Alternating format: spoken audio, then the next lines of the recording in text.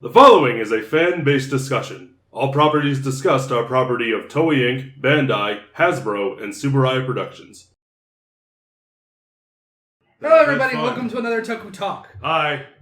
We've done the beginning of shows, the ending of shows, and now it's time for the part in between.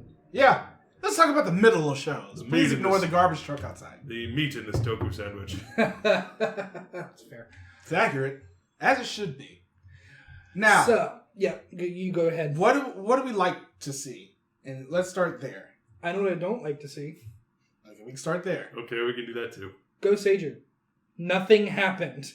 Yeah, pretty much as soon as that whole pollution arc ended up happening, you're sitting here like, why? Like, I understand it was supposed to introduce Gosei Knight and everything, but it's not a character if it, doesn't have emotion. Plus, that whole middle arc was just really, really painful to watch. It wasn't fun. Boring. It was very boring until the end. Like, the last two episodes of that arc We're pretty good. where it actually got like fun again, where they started to do things and run and snap necks and fall up, down escalators. 10 10. That's where it got really fun. But Until then. until that point, it's like as soon as Gosei Knight was introduced in his like first fight, and then everything up to that point, which I think was like 13 episodes or so. Yeah, like 12 or 13. It just wasn't fun. It was very boring. I can't think of a show that had like an exceptional middle. Weirdly enough, I think the one, at least for me, that gets closest to it, I can think of one. Tokucast. I was going to say X8. That too, but actually, yeah. I feel like Tokucast and XA do very well at actually doing something in their middle. At least with Tokucast, that's when a lot of the backstory started to happen. And then, that's when we found out. A lot of the stuff was General Schwartz and Greta. That's what that really. And we found out that they were kids and that the. Well, everyone was at some point. Yeah, well, like that they were still kids. That whole point is like when they fell in the darkness. All of that was just very interesting to watch. And all of that stuff with villains was fun as hell.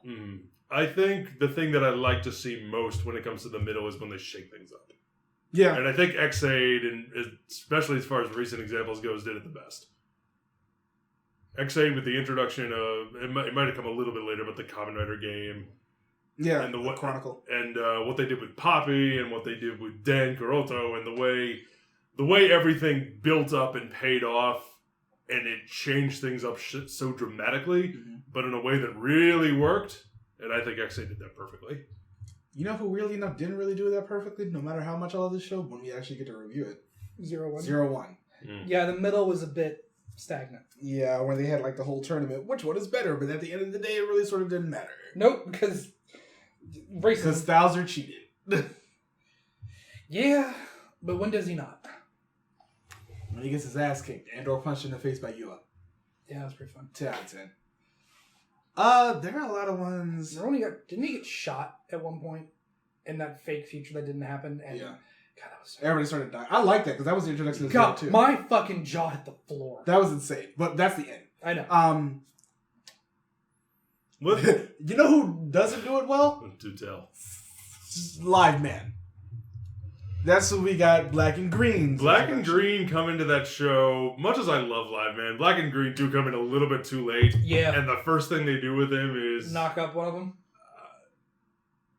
Yes, in so many words. And then those other two villains get introduced. The other one villain gets introduced. The one with roller skates. Yeah, and it's like, hey, here's this stuff. It's like, but it's weird because they had some very interesting stuff with the other villain that got introduced. You've had this delicious steak. Here's some so-so mashed potatoes. Yeah, with I can't remember. It was like Ashura, the other villain who was like the delinquent, but it was a whole thing about Professor Bias just to see what he could do with somebody who was stupid. Because that was cruel. Also, I think he's coming back to voice somebody this year. But Professor Bias is. It wouldn't surprise me because Joji Nakata is a very prolific voice actor. So he's amazing. I think Derringer did it very well, but I think that's because that story structure is so different from pretty much everything else. Yeah. Everybody got their own. The thing about Toku as a whole is it is very much a beast of formula. It is. We are very much going to pick a formula and we're going to stick to it from start to finish. And very rarely do they ever try to shake things up or make things. I guess I want to say more interesting. Not necessarily that it's inherently bad. Yeah. Because there are plenty of good examples where, the same thing how happened from start to finish in the show is perfectly fine, but they never really... It's more often when the show is bad that you tend to notice this. Yeah. Yeah. That's like, all right, we're in the middle of the show, I'm not really enjoying this so far, and you're not making any effort to make this more interesting or better, and it's just... You're just giving me the same stuff over and over again. Let's introduce a new final mech or a new final form. Which to me is like the laziest way to try and make something interesting. To make something interesting or mix it up is let's just give you another thing to play with. If that's it's just another cake to mash up and add to the trough. If that's the only thing that they do, and usually it is. It definitely was the case in Goseiger. It'll be some random monster will show up and it's like, whoops, he's too powerful. What do we do? Oh, I know. We'll use the... I've been working on this behind the scenes. I've been working on this behind the scenes. It's the nipple clamps of victory. And then they use them and then they win. And then everyone goes home for pancakes. You really want pancakes today, don't you? Can you blame me? Ninjas win. This is why I think that, like I said, Tokucast just does it so much better, because even though they did end up getting the new mech in the term, like the Rainbow Terminal, they had so many other things happening at the same time that was, I'm not going to say it was an afterthought, but it was sort of just like the pin at the end. It's like, yeah, we're going to get something new, but here's a whole bunch of story stuff that happens right before it. And the thing is, like, for all those things that happen in the middle, there needs to be set up for it in the beginning, or it comes out of nowhere. There are some ones that just end up... Yeah, that was a reaction. There are some that just end up... Usually is with him. Sticking around a little bit too much. What's that? Zoologer? Bungley? He should have died as soon as he got to well, because a freaking hole got blown in the moon. A lot of people should have died after Zuwell was introduced. Yeah, sure. What's that? Our bad guys are in a big orbital space station? One moment, please. It's just like it. I believe we have been victorious. And I think everybody talked about it when after Zuo got introduced, like especially with Bungley, he outstayed his welcome. At that point, he should have died. That should have been the end of him. A character should not outstay his welcome any longer than it feels like they are necessarily needed. And Bungley did. And it makes it worse because it happened in the middle. So you're just sitting here like, I'm waiting for him to die, and he sticks around for like another 4 or 5 episodes.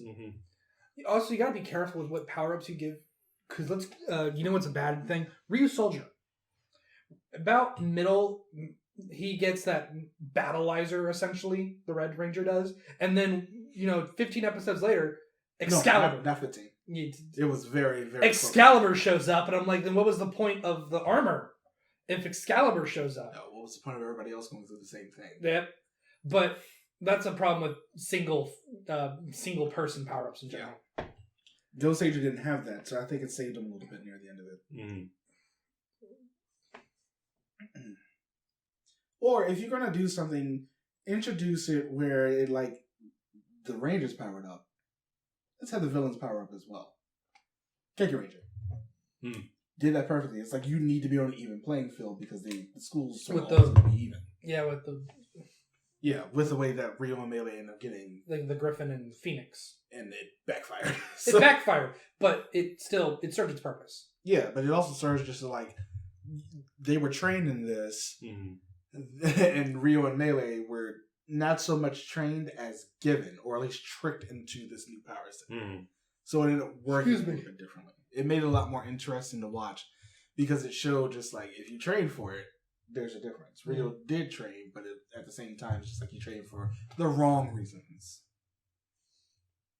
Matt, can you think of any examples of middle arcs that you liked? I feel like I said earlier that I couldn't. Gokaiger? Gokaiger was okay, but Gokaiger was also very episodic, so the middle really had the same feel as the beginning and the end. Yeah, and the only thing that really get at that point was the canon from O-Ranger and the combined mech. Yeah, but which they barely used. I really can't think of a middle arc that stood out to me, really. But that's really hard when you're writing something, because you want the beginning and the end to stand out the most. You want the beginning to stand out to draw you in, and you want the end to stand out so you remember. That's what people remember. Yeah. But the thing is, at the same time, having those ones like, oh, I remember this part of the middle, aka Jetman, because that's when a lot more of the relationships. But ideally, all three of them should be strong, because if your middle is weak, then people will tune out. Yeah, people might tune out, and then if you have a good ending, it might be too late, and they might have already checked out and move on to something else. And I feel like Jetman got lucky because of the fact that they had a whole big expanded audience with all the housewives and everything watching. Yoshalaki. They got all of that, and it's just like all the stuff with Guy Yuki and all the drama and the love triangle, and sometimes a love square. It was just like all really interesting to watch because the relationship drama was fun. Mm-hmm. And that all happens pretty much in the middle, and then it gets resolved with the end. That was fun. I really like watching that. It was good. Just like, this is something actually interesting to watch that happens in the middle of the show proper. Mm-hmm. Getting back to what I was saying about the, like in the middle we meet someone who is stronger. Whoops, we need a new power. Usually I feel like that works better in shorter shows like Ultraman. Because normally in Ultraman you don't have a lot of forms. You might get new weapons, but you don't get a lot of forms. I feel like it works better in a shorter show. With that around episode 12 in a 24 episode series, that's when that's the point where we need to get stronger, and then we move on from there. Or it backfires a little bit like in Nexus. Mm-hmm. Like, don't get me, like, you watched it. That whole middle part where the second person gets Nexus as like the power, who ended up later going on to play Punch Hopper in Kabuto. It's just like that whole second portion where he took over.